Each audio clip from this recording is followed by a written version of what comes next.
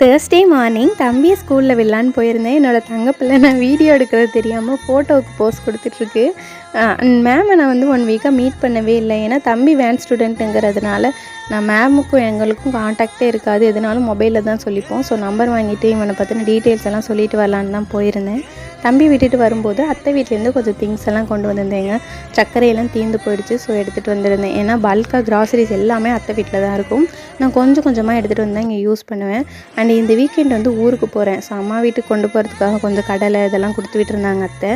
அக்காவோட டெலிவரிக்காக தான் போகிறேன். ஸோ குழந்தைக்கு கட்டுறதுக்கு நூல் சாரீலாம் வந்து அத்தை தான் நூல் சாரீலாம் யூஸ் பண்ணுவாங்க.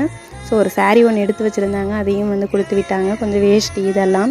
ஏன்னா ஒரு 3 மந்த்ஸுக்கு லங்கோட்ஸ் மாதிரி கட்டுறதுக்கெலாம் வேணும் இல்லைங்களா, அதுக்காக தான். அண்ட் நைட் வந்து பிரதரின்லாம் கொஞ்சம் சோளம் வாங்கிட்டு வந்தாங்க, தம்பிக்கு பிடிக்கும்னு சொல்லிட்டு. ஸோ அப்போவே வந்து அது தோலெல்லாம் எடுத்துகிட்டு க்ளீன் பண்ணி ஃப்ரிட்ஜில் வச்சுட்டேன். ஏன்னா ஒரு 2-3 டேஸ் வச்சுக்கணும் இல்லைங்களா.